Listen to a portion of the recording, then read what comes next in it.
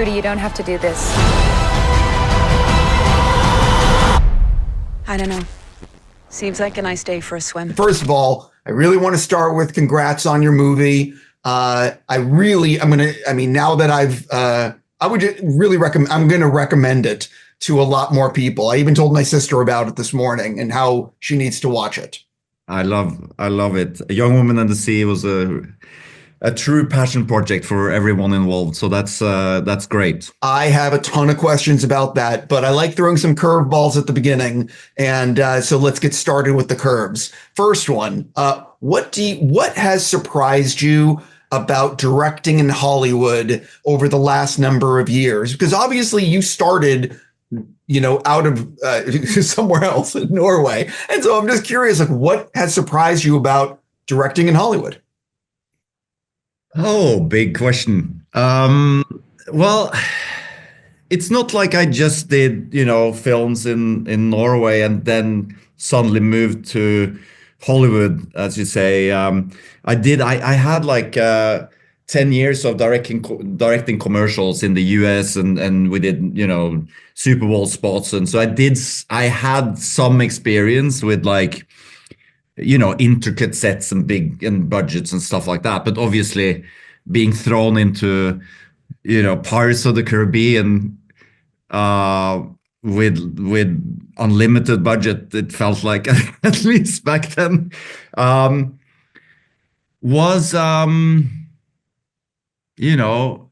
it just, thinking back at it, it was just wonderful, I must say. Like I really want to say, obviously, the day to day and knowing that you had to do this big movie, it was angst ridden, obviously, and there were doubts and moments with yourself that, oh my God, can I do this? But when it was going, I think what was surprising to me is how you are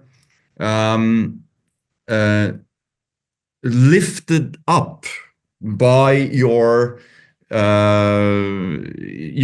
co-workers basically on the movie in Norway, because we don't have the resources, but we still have to make 2-hour film but for much less budget. So the result of that is just like much less equipment, a hell of a lot of fewer people to help you. While in making films in Hollywood, it's just like you have people for everything. Everything is presented like it's like constantly being just like carried forward. And obviously I was also very lucky that I had Jerry Bruckheimer on my first Hollywood movie, in my corner. And he's such a filmmaker's producer. And it was just like, you had to just step up. I think that was the other surprise, not a surprise, but more like the difference from making movies in Europe, maybe, is that here it's around the clock. It's just around the clock. It's like there's no break. A script is never done. You keep on writing. You sit in, lunch, dinner, everything is work, especially, and you're shooting for 100 days.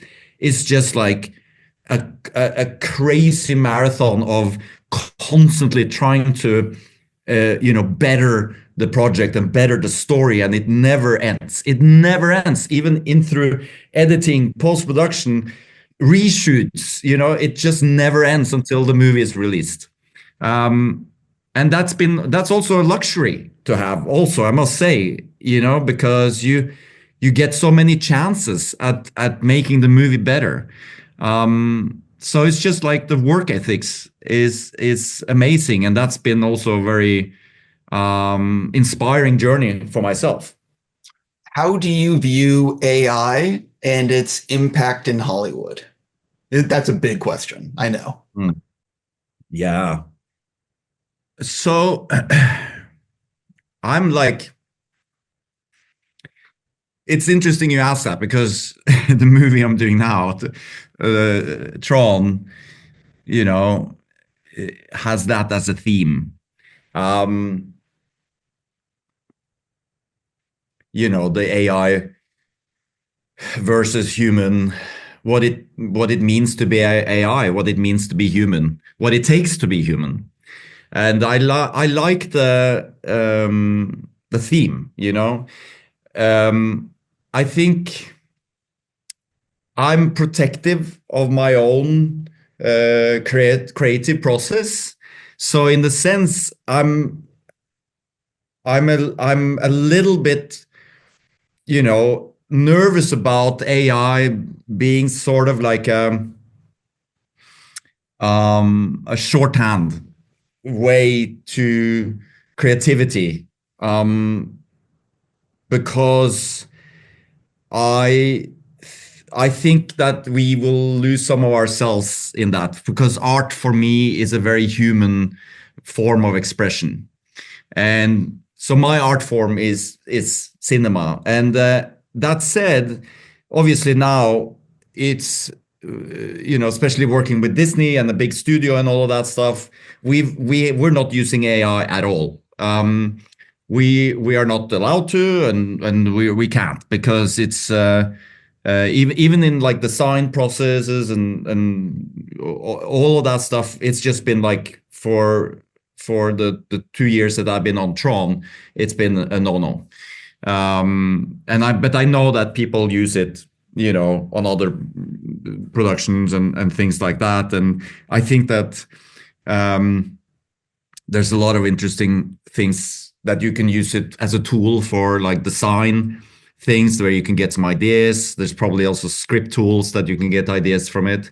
But maybe I'm just like a little old school. I like, you know, let's use it as a tool here and there, and let's have some guardrails for what it, you know, for what we can do. And I also kind of want to know, if I'm watching a movie that was written by AI, I kind of want to know, you know. So I wonder if there's like any way we can kind of, even an article, when I read a news article or anything, like I kind of want to know before I see it or read it, if it's made by AI, because it changes my perception of it a little bit. And maybe I choose not to see it. Maybe it's less interesting, but it's such a big question, honestly. Yeah. Well, I mean, one of the reasons I was asking it is that because I've heard from people what they're nervous about is like an art department. Like I've been on sets and been behind the scenes and seen an art department that has so many people working on it.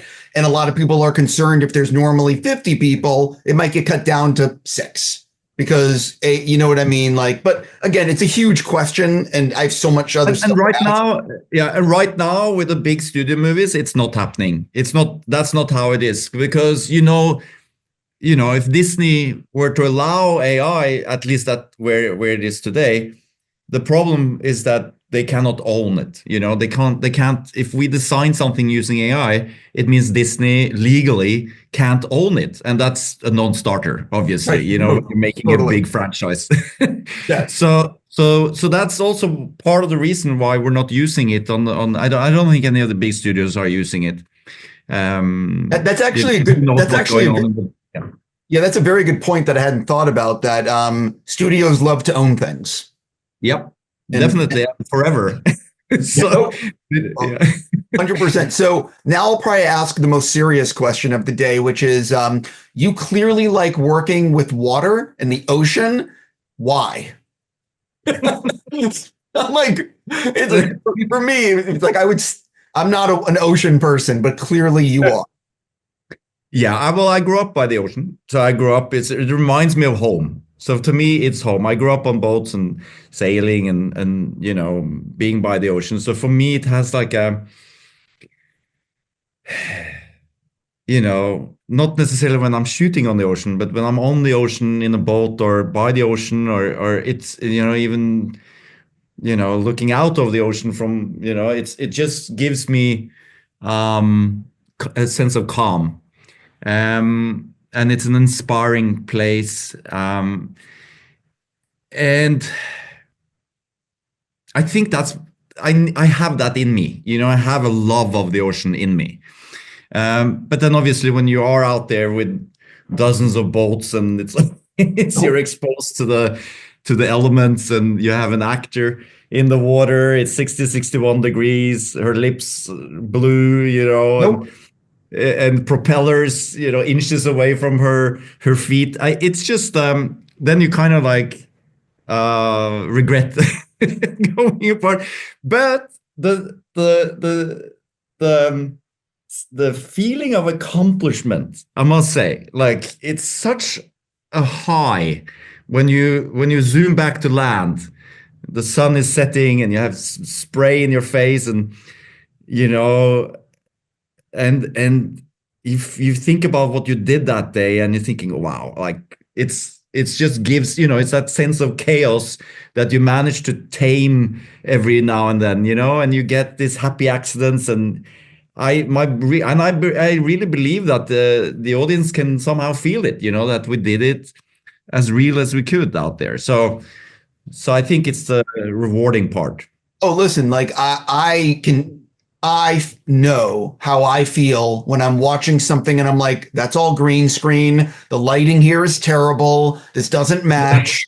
And versus when it's on location and filming. And there is a massive difference. And I think even uneducated cinema goers who don't really understand the process, I don't want to say uneducated, but you get what I mean. They feel it even if they don't know why. That's what I think so too. And it's just I also, it's been a lot of movies, the last decade that's just been this, CG blue screen bonanzas. And I know I made a couple of them, and I think maybe that's also a reaction to that, like on Maleficent, for instance. We shot everything at Pinewood, like even forest stuff we built on green screen, and I think like that's why I'm also dreaming about getting out into the elements, because it's the furthest away from a soundstage that I can be is out on the ocean, when we're filming. So, by the way, I think most people understand the pros and cons. The fact is, shooting on a stage, look, it makes a lot of sense with a lot of stuff, but at the same time, it's just not the same. Yeah, and I'm so grateful that I'm able to do both. Like with Tron, that's all. That's inside a computer. So it's like it's shocking. Sometimes. So it's it's room for all types of films, and I love to make all kinds of movies, really. So jumping into why I get to talk to you, or why I am talking to you, you, from what I understand, you spent years, you and Daisy, trying to get this thing off the ground, or you and Jerry. So talk a little bit about like what was it that caused this film to be so difficult to get made? Is it just because these kinds of films are just in general hard to get made? Is it like, what was it? Yeah, it's all of the above. It's like it's not a known IP. It's not a sequel, which also makes it some more very interesting for me to do.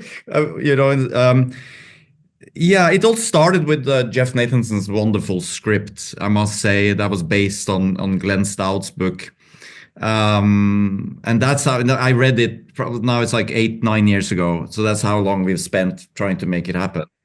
And it was just such a remarkable true story, and I was baffled that I didn't know about it, because it was such a big worldwide event when it happened 100 years ago, and in many ways changed women's sports forever. So I felt almost like an obligation to put it, to tell her story and bring Trudy back into life.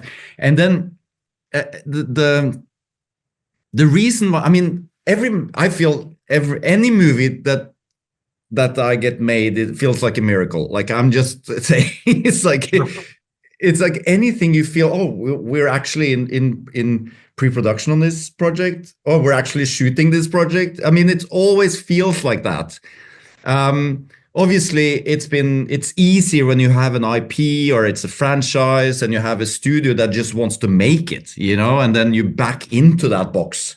While with Young Woman and the Sea, you come with a project, you come with a story, and we went everywhere. And then there was like, you know, a 5-minute window at Disney Plus. And much thanks to I must say, to Sam Dickerman, the studio executive here, and also Alan Bergman, the, you know, co-chair, that they had, you know, there was a window, and they took it and they said yes, and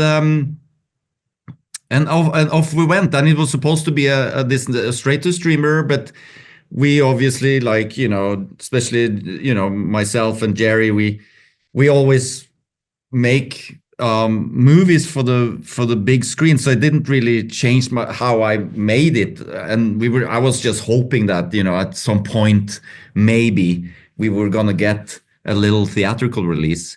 And then it tested extremely well, and Disney and went along with putting it in the theater. And much thanks to Jerry, of course, Jerry Bruckheimer, who's like just relentless when it comes to things like that. And so we got our little moment in the sun. Yeah, I again, I'll say, you did a very good job with this material. It's one of those films where I think it will stand the test of time. You know what I mean? Where people are going to watch it in years to come, just because it's really good. One of the things, though, I'm so curious about is when you're telling someone's story that's real, and these real events happened, you got to figure out a way to like incorporate, what do I want to include that what really happened? Where am I going to dramatize the events? Where can I take liberties? So talk a little bit about when you guys were working on this, where did you feel like we could take liberties with certain events, and where were we like, we have to get this part accurate? Yeah, I mean, you're right. We're squeezing a long story into a 2-hour window. I've done a couple of biopics in my career. Kon-Tiki was one of them. Again, it helps to focus on certain events in the subject's life. So, for instance, with Kon-Tiki, it was the balsa of wood, raft, and it didn't take the whole of the Thor Heyerdahl's life. And the same with Trudy here. We focus on, we have some childhood stuff, and then we focus on the challenge swim, and the challenge swim becomes almost half the film, so it makes it easier to, okay, so we're not telling her whole life story, we're telling this story. And then obviously if you have to change a lot of things, maybe the story is not worth telling. And honestly, we didn't have to dramatize this story very much. There's always going to be, certain abbreviations, and maybe, collapsing some characters and like things like that.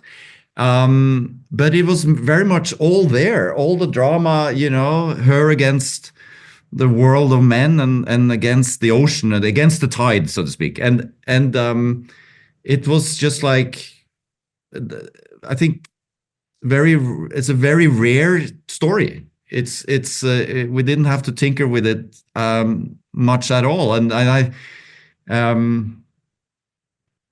that's very much thanks to Jeff Nathanson, who wrote it. I'm always fascinated by the editing process because it's where it all comes together. So you have a cut that you're happy with, you end up showing it to friends and family, or you do a test screening. What did you learn from those early screenings that impacted the finished film? Well, with Young Woman and the Sea, it's kind of like a movie that is in between things. I'm on the Disney lot now, you can see. And like, so we were kind of left alone, honestly, on the movie. So we only had, like, at the end of the day, we only had one test screening, and for me, what I always, you sit in the room and you're nervous, and then you close your eyes and you just listen to the audience, basically. Does the jokes land? Does the characters kind of get that reaction? Is it scary? Is it emotional? You hear people crying and you feel, okay, this is good. This is great. Like, they do it right. I think specifically with Young Woman on the Sea, there was a moment where she reaches land at the very end of the movie, and in the cut we showed, I very much felt that like when she touched this land, people wanted to clap in the theater, but then we moved too fast to the next moment in the story. So that was something that, you know, we learned. That's just an example, since you're asking for one, where, you know, we should prolong this moment, and you know, as she touches the sand on the other side and people on the beach start clapping, we should wait with that and then have them start clapping. And when we did that, you know, you get that reaction. You have the audience gets time to react the way you want it, like that share moment that everybody, you know, is looking for in these kind of movies. Did you end up with a lot of deleted scenes or no? No, I think, and again, like wonderful, my wonderful editor on this movie, Una, she is so masterful. What's really tricky with films like this, and it might sound mundane, but it's really, you have so many montage sequences, you know, to get through certain story elements just to move them along, and they are very entertaining to watch, but they're extremely hard to make and to shoot them and to cut them together and like to make the balance, like how do you do it? And I think we have like 3 or 4 of them in this film where, you know, where you kind of want a time cut between certain events. So, and also like coming from a Scandinavian kind of film school, we don't have much resources when we film any movie, you know, especially in Norway. So you learn to be very editorial before you shoot. So you try to shoot as little as possible because that's the most expensive. So I think that kind of school has made me very economic when it comes to like shooting things that I might not need. Obviously, when you do the big movies like Tron, I don't think about that at all. I just keep on shooting, and you know, that's then you have definitely scenes that end up on the cutting room floor. But like on Young Woman and the Sea, it was very little that was shot that's not in the film. So, and I'm being really serious when I say this, what she did is incredible. Her story is just like jaw-dropping, and I really want to know how the fuck she did it, because it was 100 years ago, and like I researched what Daisy did, just getting in the ocean for a little while, and how cold it was, and how blue her lips got. So how did she swim this? You know, I'm being really serious with you, 100 years ago, and pull this off and do it better than any man had done at that point? Yeah. I think that, you know, she was swimming for her life. I mean, yeah, figuratively and actually. And she was fighting for something she believed in, basically. So what I'm thinking, and I hear you, but what I'm thinking is that gives you that extra motivation to do it. When it comes to the physicalities of it, I mean, after she was the first woman, and then after that, I think like over the last 100 years, I think there's like 4,000 or 5,000 people who has actually done the trek. So she was. I mean, she was just different. She was extremely strong and determined, and I think in many ways that Daisy Ridley, you know, have some sort of strength in her that made me really want Daisy for this role. That she shows this kind of energy, you know, especially in the Star Wars franchise and all of that stuff. I really feel that, like, I'm imagining that's similar to what Trudy had, 100 years ago. And I when I was filming with Daisy out there, I even ended up, even in the white, obviously we have double swimming, the stunt swimmers and stuff like that. But even in the white shots, there's no chance that I can see her face. I mean, she's facing down in the water.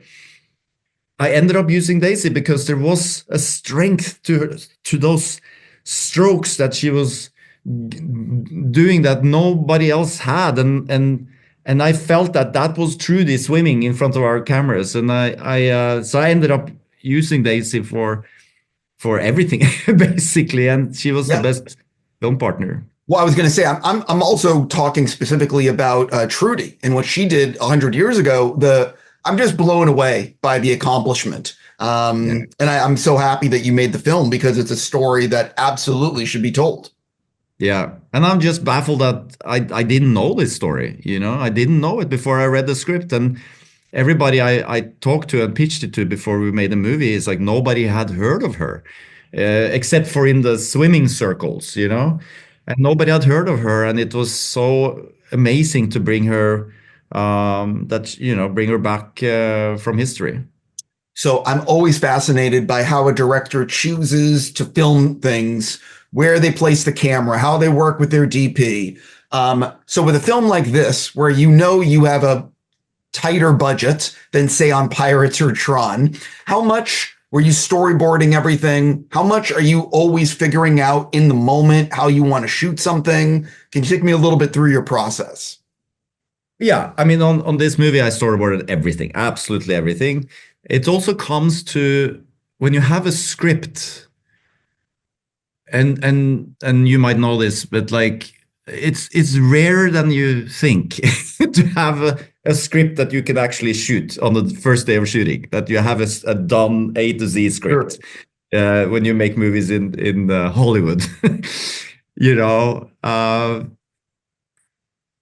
and when you have a great script like this, that means that you can actually plan to shoot. You do the script for a year before you start shooting it. So I had actually this movie, I drew everything, and together with Oscar Fara, the DP, we've figured out like how we were going to be able to shoot this, so he designed some, with his crew, some special pulley systems where we could be underwater and actually see Daisy's face, because that was a challenge. Like, how can we be with her? How can we be, doing this? And we had some camera crane systems with underwater remote heads and things like that, so we could dip in and out of water and underwater and like really, having contact with her throughout the film. So those were kind of like the bigger things that we did actually prep a lot in a tank for that to make us ready to go out on the open ocean. But I think I do plan everything. I do even also on the big movies, and I do storyboards. I do my diagrams, and they become, I send them to everybody, and everybody seems to like that. So everybody knows what they're gonna do. And then, I mean, earlier in my career, I kind of never looked up from that, and I just like put the camera here. And then I think I've learned also to be more free, especially with the actors. When the actor comes in, and there was probably in some of my earlier films, I kind of just, okay, you're standing here, and camera's gonna move in here and do that. Now I hope at least it's more of a collaboration. Yeah, the crazy thing is, because I've spoken to everybody, is that there's just no right way. And there's also like, how do you figure out where this scene should be more improvised and what scene should be more, no, this is like perfect on the page with the storyboards. Let's just do it this way. It's crazy. It's because there's no scientific way of doing it. Yeah. And I think that's also the first time whenever I read a new script, I read and I do my notes on my very, very first read through, because that's when I'm the, clearest in what the scene would be, because it's the first time I see it. So I see a scene very much what I'm imagining an audience will see it, So because it can be diluted as you walk through the process, and 2 years later you're there, you're going to film something, and it's important to remember your instincts, and then it just comes from making films and just keep doing it, and obviously the point of view of the scene, like where do you want to linger. It's just like it's hard to explain fully what goes on, and I think that's the artistic side of it, and I really cherish that process, because this is my art form, and that's what I'm doing when I'm filming. It's like I feel something and I try to make it not abstract anymore. You need to pull things out of the sky, and then you have all these amazing collaborators around you that you put the sound and the music on it, and then suddenly it just, you start feeling the magic of it all.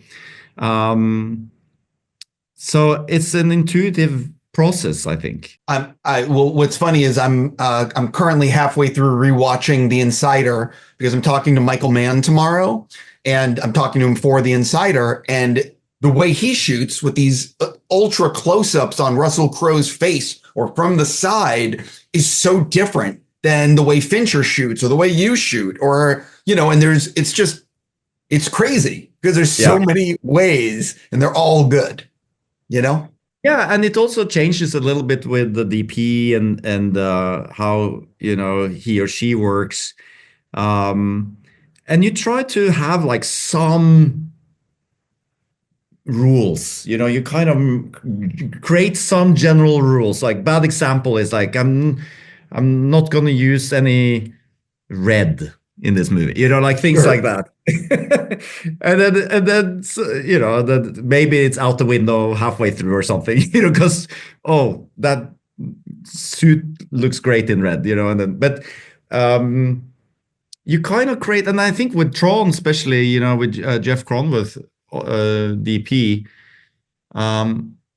we try to, and again, we'll see if you feel that, but it's kind of like for me, like the inspirations of these kind of films is like Terminator 2 and like all, the sort of 80s, early 90s things that we try to go for, where we try not to do too wide lenses. I'm like, from a visual point of view, I think I'm closer in Tron than in Young Woman and the Sea, so it can change. You change it to the subject.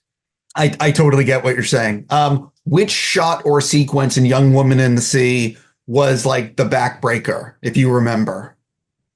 I know what was the most difficult was the landing, basically, because we were out at night in the Black Sea, on the north Bulgaria, and it was freezing, and we had 1,000 people in costumes.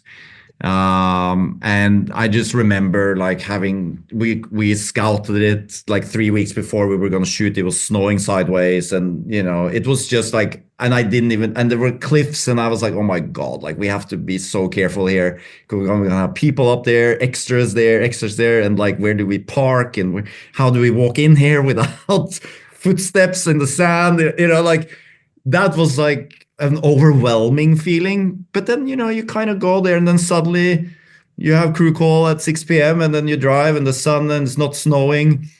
And you're there, and you just get these amazing crowd scenes with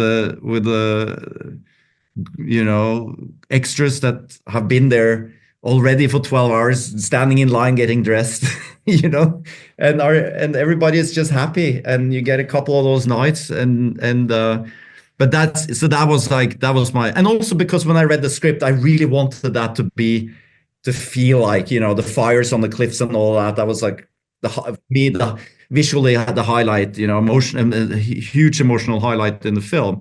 So you put extra pressure on yourself and you dig into it, So I know I've run this interview so long already, but I do want to ask you I apologize. I do want to ask you a few Tron questions, if you don't mind. I'm just happy to be out of editing, talking to you. By the way, I'm sure you are, because I have a lot of filmmaker friends and they lose their fucking mind because you're in Yeah. that room all day. People don't Yeah. realize what editing is. I don't see anybody. That's what I mean. I'll be, but so let me ask you a few Tron questions if you don't mind. So one of the things that really fascinated me was that Steven Lisberger is listed as one of the writers. For people that don't realize, he is Tron. What was his involvement in this new movie? I mean, he's obviously, the godfather of this franchise. I mean, we wouldn't be here if it wasn't because of him. So I've been just picking his brain throughout the whole process, and we've been together. And obviously, like, this is Tron it's a movie that they've been trying to get off the ground for many years. So I know, like, the producers, have kept a very close relationship with him. And when I became involved, I joined that. And it's just fascinating. He's a colorful guy, and Yep. what he did, and what he did early 80s, like, it was so, the boundaries that he pushed, and nobody really understood what it was, and like, I don't think he was eligible for an Oscar or something like that, because they thought that he had used too much computer, so it was cheating. So No. I'm going to tell you the craziest fucking thing. When they went up for best VFX, they lost because they said the computers did all the work. Yeah. I mean, that just tells you how far we've come. I mean, we might have the same dilemma with AI. If that becomes, if you have a movie that has a lot of AI effects in it, or story or whatever, that it might not be eligible. So. By the way, it shouldn't be. So I love the IMAX format. I think your movie is in IMAX. Yep. Are we going to have a lot of it in the full frame, or is it in IMAX full frame? Is it going to, like, what do you know what you're doing yet with that? Well, I shot for IMAX. I had two monitors on set. So I had one in IMAX 1.9, and then I have the 239, because IMAX is I don't think it's like 2,000 screens, and then you have 10,000 other screens. So it's important to honor both formats, I feel. So I had both formats on. So the whole movie is shot to fit both formats, and we shot. And I think, I mean, it's still a discussion being gone, because it is, when you do 1.9, we do at least half the film in 1.9. But there's talk that we're going to do the whole film in 1.9. It's a VFX budget issue. Oh, yeah. Because you add 10, 15, 20% to the work, basically, where you have to do even in the simplest of things. And but I did frame everything for 1.9, and I shot everything in the 1.9 format. So we're ready. I'm also wondering, because I think that the IMAX experience, especially the full screen, when you look at Oppenheimer or you look at Dune, it just adds so much. So it's like, I'm wondering if the success of these movies in IMAX has made it so the studio is looking at it and being like, yeah, this is a reason to go see Tron in IMAX. I mean, it's the ultimate.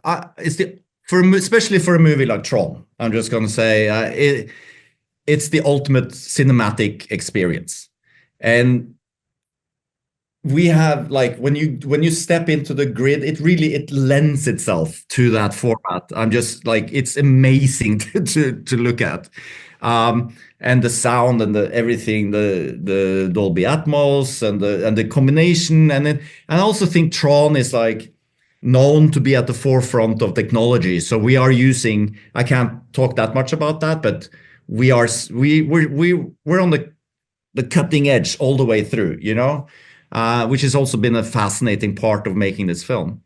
Can I ask, because I actually don't know, are you aiming for a 3D release with Tron? Because that's the kind of movie that could benefit from 3D. I don't know if it is or isn't, and I don't want to get you in trouble.